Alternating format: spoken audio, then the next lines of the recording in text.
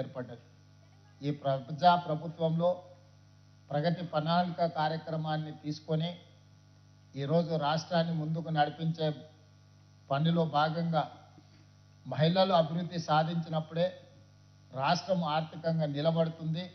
మహిళల్ని ఆర్థికంగా నిలబెట్టడానికి అవసరమైన ప్రణాళికలను రచించుకోవాలి అని చెప్పి ఈనాడు మన ప్రభుత్వం చిత్తశుద్ధితో ప్రయత్నం చేస్తుంది.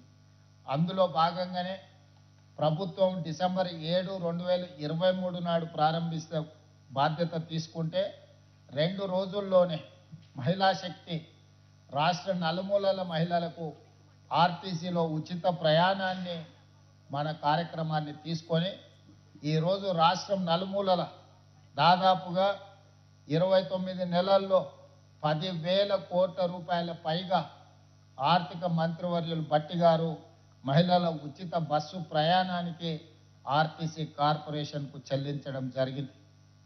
చాలా సందర్భాలలో గిట్టని వాళ్ళు మహిళలకు ఉచిత బస్సు ప్రయాణాన్ని రద్దు చేయాలి, మహిళలకు ఉచిత బస్సు ప్రయాణం అవసరం లేదు అని చెప్పి కొంతమంది ప్రయత్నాలు చేసిండ్రు.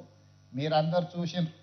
కొంతమందిని రెచ్చగొట్టి ఆటో కార్మికులను, రిక్షా కార్మికులను మహిళలకు బస్సు ఉచిత సౌకర్యం ఏర్పాటు చేయడం వల్ల తమకు నష్టం జరుగుతుంది అని చెప్పి కొన్ని కార్యక్రమాలు తీసుకొచ్చింది. అయినా ప్రభుత్వము మహిళా అభ్యున్నతే రాష్ట్ర అభ్యున్నతి అని భావించి ఎవరు ఏ రకంగా అడ్డుపడ్డా ఆర్టీసీ బస్సు ఉచిత ప్రయాణాన్ని రద్దు చేయాలని కుట్రలు చేసిన తిప్పికొట్టి మహిళలకు రాష్ట్రం నలుమూలల ఉచిత బస్సు ప్రయాణాన్ని ప్రభుత్వం ఏర్పాటు చేసింది. అయితే చాలామంది మహిళలు బస్సులో ఉచితంగా ప్రయాణం చేస్తున్నారని ఒక భావన కలుగుతున్న సందర్భంలో బస్సులకే యజమానులను చెయ్యాలి, ఈ బస్సులకు ఉచిత ప్రయాణమే కాదు బస్సులకు మహిళల్ని యజమానులను చెయ్యాలి అని రాష్ట్రంలో 1000 బస్సులను మహిళా సంఘాల వాళ్ళు కొనుగోలు చేసి ఆర్టీసీకి ఈరోజు వాళ్ళే ప్రతి నెల 70,000 రూపాయల మంత్లీ రెంటల్స్తోనే ఈరోజు బస్సులను ఇచ్చే విధంగా ప్రణాళికలు రచించినాం. అందులో భాగంగానే 553 బస్సులను ఈనాడు మనం డెడికేట్ చేయబోతున్నాము. అయితే ఎక్కడికక్కడ చేయాలన్న ఆలోచన వస్తే సీతక్క గారితో మాట్లాడి లేదు, అన్ని మండలాల నుంచి మండలానికి ఒక బస్సు ఇక్కడ పడే గ్రౌండ్లో మనందరం ఒక దగ్గర చేరి ఈ సంతోషాన్ని మనందరం ఒక కుటుంబం లాగా పంచుకొని అన్ని మండలాల నుంచి పరేడ్ గ్రౌండ్లో వచ్చి 5 తారీఖు నాడు సాయంత్రం ఈ బస్సులను ప్రారంభోత్సవ కార్యక్రమాన్ని చేసుకొని తిరిగి మళ్ళీ మీ మండలాలకు మీరు వెళ్ళే విధంగా మిమ్మల్ని అందరినీ కలవాలన్న ఆలోచనతో మంత్రివర్గం అందరూ ఆలోచన చేస్తున్నారు. అందుకోసమని ఆ కార్యక్రమాన్ని కూడా ఈరోజు మనం తీసుకోవడం జరిగింది.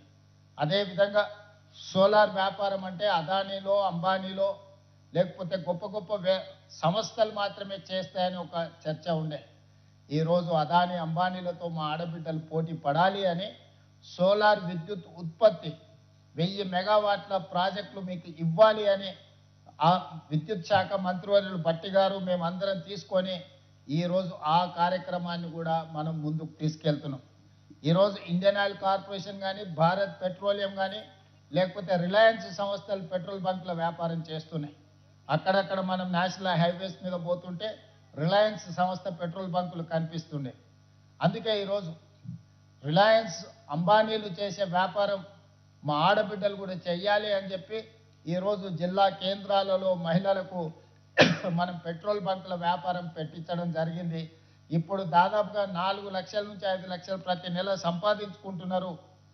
ప్రతి జిల్లా కేంద్రంలో వీలైనంత మేరకు పెట్రోల్ బంకులకు స్థలాలు కేటాయించి ఆడబిడ్డలతో పెట్రోల్ బంకుల వ్యాపారం చేయించాలని రాష్ట్ర స్థాయిలో కూడా ఈరోజు మనం వీటిని విస్తరించి వీళ్ళందరినీ కూడా మనం ప్రోత్సహించాలని ఈరోజు నిర్ణయం తీసుకున్నాం.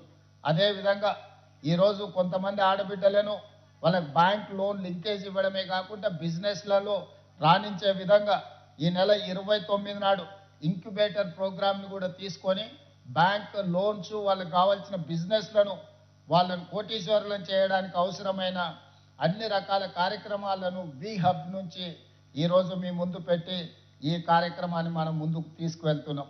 ఈరోజు ప్రతి వ్యాపారంలో మారుమూల గ్రామాలలో ఉండే మహిళలు ఆర్థికంగా నిలబడాలి అని ఆర్టీసీ బస్సులు కావచ్చు, సోలార్ విద్యుత్ ఉత్పత్తి కావచ్చు, పెట్రోల్ బంకుల నిర్వహణ కావచ్చు.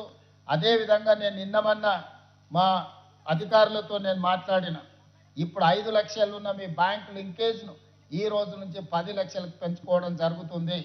ఇప్పటి వరకు రాష్ట్ర ప్రభుత్వం మీకు 60,000 కోట్ల రూపాయలు, 60,472 కోట్ల రూపాయలను ఇప్పటికి మీకు బ్యాంకు లింకేజీలు ఇవ్వడం జరిగింది.